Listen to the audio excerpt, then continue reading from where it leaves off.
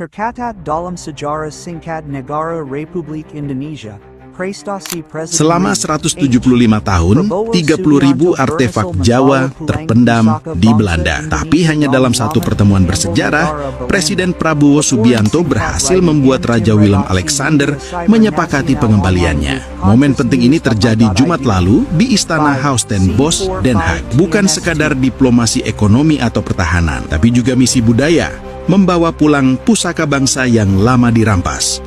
Gila, siapa sangka sejarah bakal berputar kayak gini?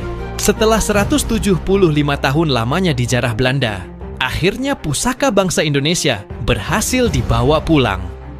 Lebih dari 30.000 artefak berharga, dari keris kerajaan sampai mahkota peninggalan Nusantara, resmi kembali ke tanah air berkat langkah berani Presiden Prabowo Subianto. Dunia pun tercengang, sementara Malaysia cuma bisa melongo melihat Indonesia menorehkan sejarah yang bikin bulu kuduk merinding. Langkah ini bukan terjadi begitu saja. Selama puluhan tahun, para sejarawan dan diplomat Indonesia berjuang keras menuntut pengembalian artefak yang dirampas sejak masa penjajahan. Tapi baru di era Prabowo, suara Indonesia benar-benar menggema di Eropa. Ia datang bukan dengan retorika, tapi dengan strategi diplomatik yang tegas dan berwibawa.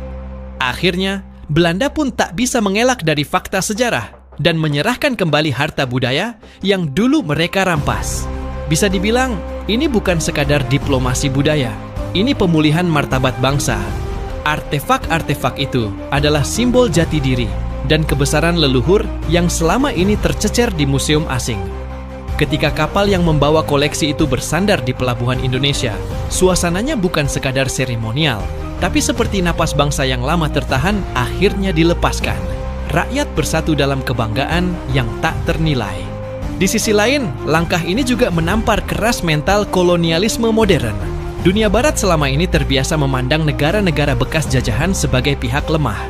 Tapi kini, Indonesia membalikkan narasi itu. Dengan kepala tegak, Prabowo berdiri di jantung Eropa, menagih apa yang menjadi hak bangsa. Dan ketika Raja Belanda akhirnya menyerah, dunia tahu, Indonesia bukan negara yang bisa dianggap enteng lagi. Malaysia sampai ikut kaget. Negeri jiran yang sering merasa di atas angin mendadak kehilangan kata. Mereka menyaksikan bagaimana Indonesia berhasil menundukkan bekas penjajah dengan cara yang elegan dan bermartabat. Di media sosial, warganet Malaysia ramai membahas momen itu.